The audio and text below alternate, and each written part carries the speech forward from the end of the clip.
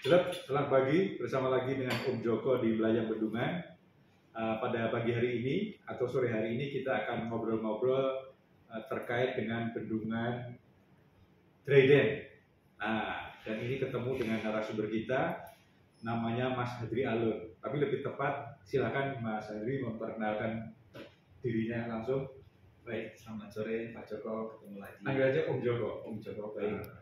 Om Joko, jadi saya saat ini bertugas di BWS Urisadane ya, di bidang program dan perencanaan ya, namanya KPI-SDA, Keterpaduan Pembangunan Infrastruktur SDA. Nah, salah satu tugasnya adalah membidangi perencanaan prasarana atau infrastruktur sumber daya air yang salah satunya adalah bendungan. Nah, terkait dengan Dreden, bendungan kering ini. Nah, sebelum kita masalah Dreden, kalau boleh tahu Mas Alun itu alumni dari mana ya? Nah, saya alumni S1-nya dari Sipil Universitas Gadjah Mada, kemudian S2-nya di Indian Institute Teknologi Roorkee.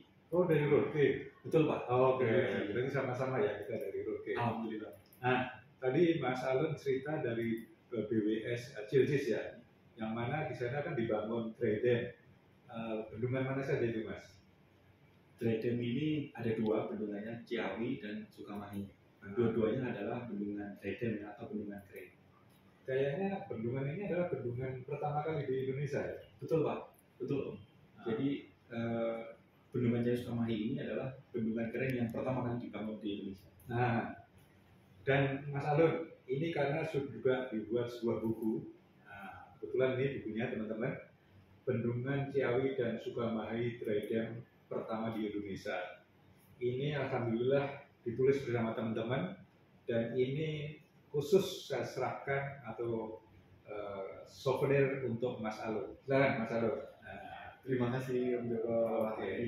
Ini buku ini merupakan buku ilmiah populer.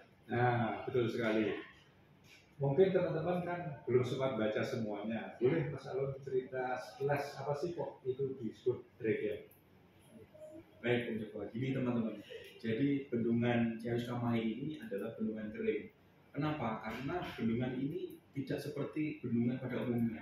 Karena dia tidak menampung air dalam jumlah banyak dengan waktu yang lama. Jadi fungsinya bendungan ini hanya untuk penanggulangan banjir saja, untuk mengendalikan banjir saja. Oleh karena itu, tampungan yang ada di bendungan kering ini, Om Joko, ini hanya sementara ketika pada saat musim banjir atau pada saat debit banjir yang besar. Sehingga difungsikan sementara gitu. Waktu itu kan sempat sudah diresmikan dan ini juga sudah ada bukunya. Apakah selama perjalanan ini sudah bermanfaat sesuai yang diinginkan tadi? Sudah bermanfaat. Ya kemarin itu kebetulan juga di teman-teman ini yang setelah diresmikan ada pengamatan tinggi muka air dari mulai masuk ke salah satu prasarana Jakoburi Om Joko. Jadi masuk di sini ada pencatatan tinggi muka air yang mana di situ beberapa debit itu sudah bisa difungsikan sebagai pengendali banjir oleh konduitnya.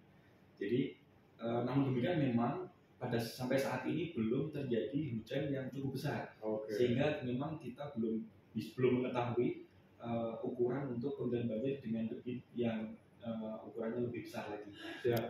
Nah, teman-teman, Mas Alun ini kan kebetulan di perencanaan ya. Ini kan sudah ada dua bendungan. Apakah ada direncanakan bendungan-bendungan yang lain? Ya, ada Om Joko, pertanyaan yang bagus ini. Jadi sebenarnya, tapi bukan di Das Ciliwung ya, kalau di bendungan Ciawi Sukamahi ini di Das Ciliwung hulunya.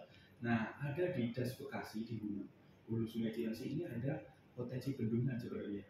Tapi bukan Dreden ya? Bukan Dreden, karena di situ ada beberapa multifungsi.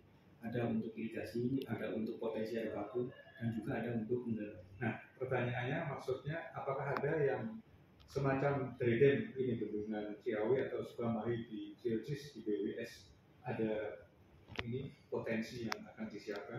Ya kalau kita bicara potensi Om Joko, saya kira ada banyak ya, karena Dreden ini sebenarnya salah satu solusi ketika kita tidak bisa membangun bendungan yang fungsinya sebagaimana bendungan lazimnya gitu. Jadi potensi-potensinya pasti ada, namun demikian kami masih terus menjajaki sampai ke level yang lebih detail.